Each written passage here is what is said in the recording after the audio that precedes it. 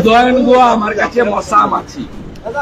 আর আমি জন্মাষ্টমীর পরে আগ্রাবাড়ি থেকে রোহিঙ্গা মুক্ত, বাংলাদেশি অনুপ্রবেশকারী মুসলমান মুক্ত পশ্চিমবঙ্গ ডাক দিয়ে পদযাত্রাটা এখান থেকে শুরু করব। না না, মিলে মিলে মিলে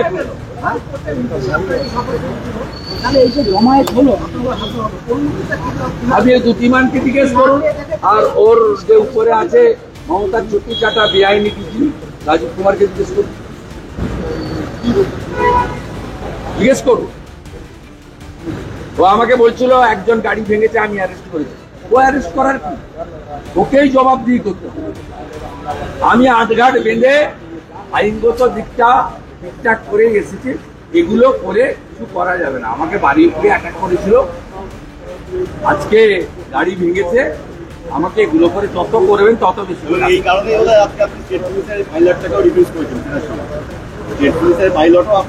দুটি মানে করবো কেন, যে খুনের ষড়যন্ত্রের সঙ্গে যুক্ত আর পুলিশকে আমি নিয়ে আসবো কেন? সে তো সামনে কোথাও খুন করিয়ে দিতে পারত, সে তো আরো বড় ষড়যন্ত্র করতে পারতো, কারণ তার মিশন তো সাকসেস হয়নি। আমি বুলেট প্রুফ গাড়িতে উঠেছি, আমি যদি এই গাড়িটায় থাকতাম, ওই পাথর আর ওই কাঠের যে বাঁশগুলো দিয়ে মারছিল, কতক্ষণ 2 মিনিটে উড়ে যেত এবং ভিতরে আমাকে পাথর ছুঁড়ে মাথা থেতলে দিত। চোখের সামনে দেখেছে, ভিডিও সব কথা বলছে।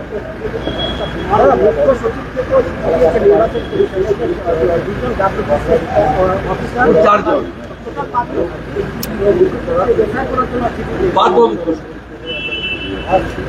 13cc করে নেন। রুল 13cc ক্রিস্টাল ক্লিয়ার আছে। পলিটিক্যাল লোক অর্থাৎ মুখ্যমন্ত্রীর কোন রোল নেই ইলেকশন কমিশনে। চিফ সেক্রেটারি একেবারে বাধ্য। সংবিধানের 324 থেকে 329 আর্টিকেলে ক্লিয়ার বলা আছে যে ইলেকশন কমিশন ইলেকটোরাল রোল থেকে কাউন্টিং এবং gazette supreme authority. Chief secretary কার্যকর না করলে চিফ সেক্রেটারি নিজের আলাপনের মতো পেনশন বেতন সব বন্ধ।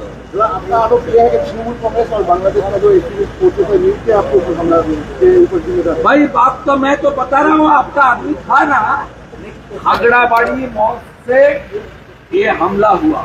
आप समझ लीजिए, वो बांग्लादेश से सटे हुए एरिया है, वहाँ से 7-8 किलोमीटर के अंदर बांग्लादेश की बॉर्डर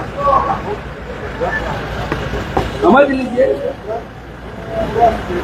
इसका में स्लोगन क्या था? जय बांग्ला स्लोगन। ऊपर किसका स्लोगन? वो देश का स्लोगन नहीं है। हमारे देश का स्लोगन है जय हिंद, हमारे देश का स्लोगन है वंदे मातरम, हमारे देश का स्लोगन है भारत माता की जय। हमारे देश का स्लोगन नहीं था। बांग्लादेशी स्लोगन लेकर हमला किया आगड़ाबाड़ी मर्द से। वो कौन हो सकता है?